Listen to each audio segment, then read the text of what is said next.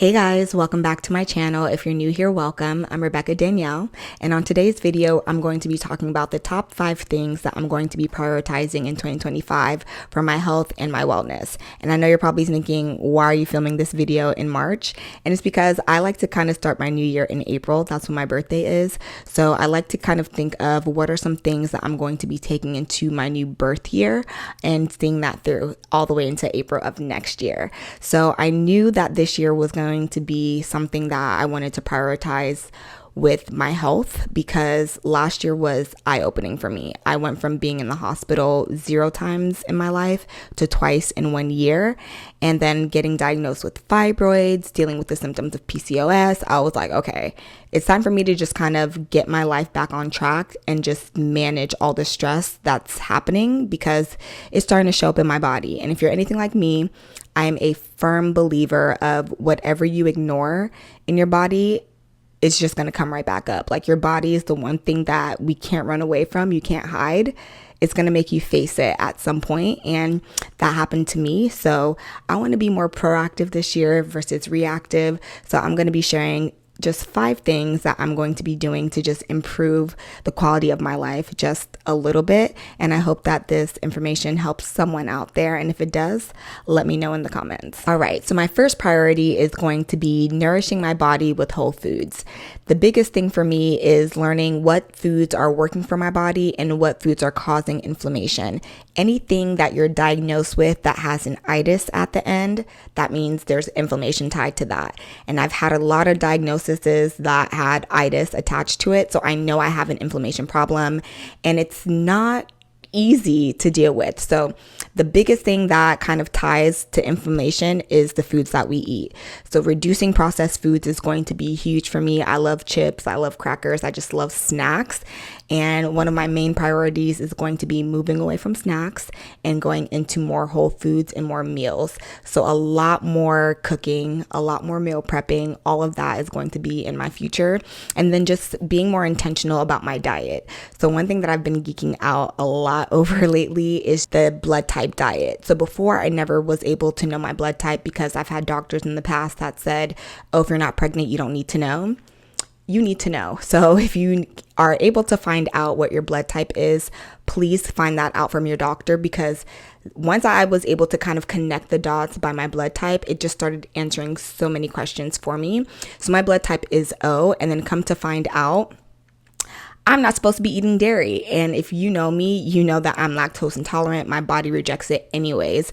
So it just confirmed a lot of things for me, like the foods that I don't like to eat that my body doesn't really respond well to. It was confirmed just from my blood type diet. So just being more intentional about like learning what just works for my body composition, staying away from dairy, reducing my caffeine intake. I don't really drink coffee anyway. My most caffeine that I consume is matcha. So I'm trying to do that a lot more in moderation. I don't really drink a lot of soda. The only soda you'll catch me drinking is Sprite, but that's caffeine free. So just being more intentional about just staying away from anything that is too processed and not organic, because it's not meant for our bodies, and my body is quite literally rejecting them. So no more processed foods. Second, I'm going to be prioritizing rest and stress management. So what does that actually even mean? For me personally, I have a hard time sleeping. I probably average maybe 4 to 6 hours of sleep per night, and 4 of that is just like at a time. I only sleep in like 4-hour increments, which is horrible. So my main goal is to just sleep more this year, however that comes, whether a nap catches me on the couch, if I fall asleep in bed a little bit earlier, it don't matter. If I can get some sleep this year, I'm getting some sleep, because a lot of the healing that our body does happens when we're asleep. And I just feel like I miss out on a lot of that because I'm always awake. Like I'm literally up like 20 hours a day. It's not healthy, and we have to stop that. And the more sleep that I've been getting lately, like I just feel better. My skin is clearer, like my mood is better. It helps out with your hormones. Like everything is just better when you sleep. So take this as your sign to take a nap if you haven't today, because for me, I'm taking sleep however it comes this year. I travel a lot for work, so I sleep on flights like it's nobody's business. Listen, Sometimes before the plane is even taken off, I'm out of there. I used to tell myself like, oh, I got the same 24 hours as Beyonce. Okay, Beyonce's not paying my medical bills and Beyonce's not living in this body. So I'm going to take that nap, okay? Because I'm not there. And until I'm at the place in my life where that's required of me, I'm not going to do it anymore. This hustle bustle mindset clearly is not made for my body composition. So we're resting this year. Another thing that I plan on doing is just implementing a bedtime routine. Transparently, I don't have one at the moment. My nights look different every single night and I just kind of go with the flow, but that's been affecting my sleep patterns, and my Aura Ring never lets me forget it. So I think just me implementing a bedtime routine is going to be vital for me this year. Just knowing that, hey, at this time, I'm cutting myself off. No more conversations, no more screen time, whether it's reading the Bible, praying, meditating, journaling, whatever those things are, to kind of help get myself there to take a nap or go to sleep. That's what I'm going to be doing. So rest and stress management tie all the way back to sleep. So get your rest. The third thing that I'm going to be prioritizing this year is just moving my body in ways that I enjoy. So what does that even actually mean? So I am no longer doing workouts that I don't like doing. I don't like to run, so you're not going to catch me running. You might catch me at a run club walking. Let me be clear. You might catch me at a run event walking, but you're not going to catch me running anymore unless I literally have to. I just don't believe in signing myself up for torture. Like, there's too many fitness activities out there for me to sign myself up to be tortured by running.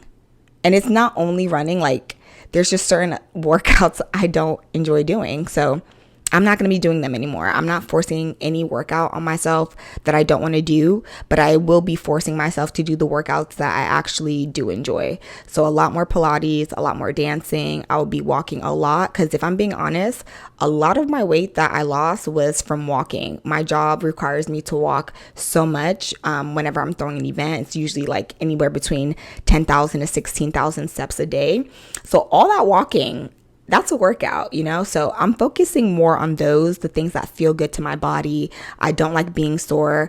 Honestly, I don't have time to be sore all the time, just kind of like not being able to be moving around freely. I don't have time for that. So my workouts kind of have to be conducive to my lifestyle. So I'm no longer forcing things that just don't feel good to me. So my workouts in 2025, going into 2026, will just be soft, simple, but effective. So a lot more HIIT workouts, doing cycling, dancing, walking, Pilates, yoga lattes, whatever, you name it. Those workouts I will be keeping up with. I'm not going to be lazy, but I'm not going to be pushing myself to do things that I don't want to do. So I think we're just going to have to be more consistent and narrowing down like what are the top 5 workouts that I like to do, and just start rotating through all of them just so I can have a more consistent and disciplined workout schedule. The fourth thing that I'm going to be prioritizing this year is just healing from the inside out. I don't want to just focus on growth in just my personal life and maybe physically, but I also want to focus on growth in just my mindset and my emotional well-being. So a lot more intentional conversations with my therapist. If you know me, you know I have strong thoughts about therapy. I think everyone should be in therapy, but I'm getting to the point where it's about quality. Get yourself a quality therapist. Do not sit and have a conversation for an hour with a therapist that you would never have a regular conversation with on a random Tuesday. Like, if this is not someone that you would talk to in your regular life, don't hire them to be your therapist. I'm really getting to the point where it's quality when it comes to therapy. And last but certainly not least, number 5, I'll be prioritizing just staying consistent and giving myself grace this year. I understand that I am not perfect and I don't like doing anything cold turkey. Anything that you want to be disciplined or consistent with, I don't feel like you need to just make a drastic change into it. And I know that the things that I talked about are kind of big changes, like changing my health, my day-to-day, how I go to sleep. Like, these are all kind of major changes for me. And I don't want to put too much pressure on myself. I'm not obsessing over results, but I am obsessing over consistency. Like, how many times am I letting myself fall off the mark?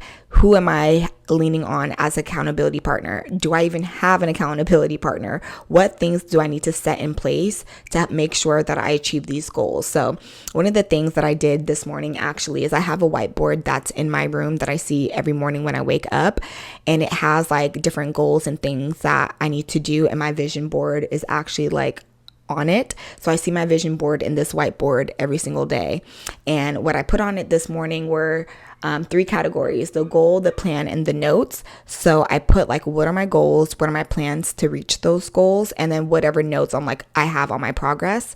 So it's not that I'm obsessing over it, but I'm making sure that it's not out of sight, out of mind, if that makes sense. It has to be top of mind. It has to be visible. It has to be something that I can easily have access to know that this is what I need to do. And if I'm not making progress on it, and if I'm hitting off every other thing on my list, that like, okay, I need to put more time, energy, and effort into this thing. So more to come on that.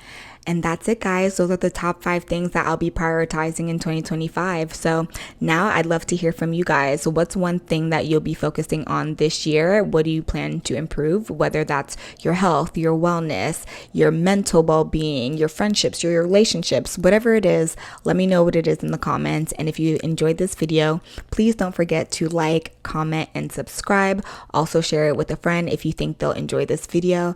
And I'll see you on the next one. Bye.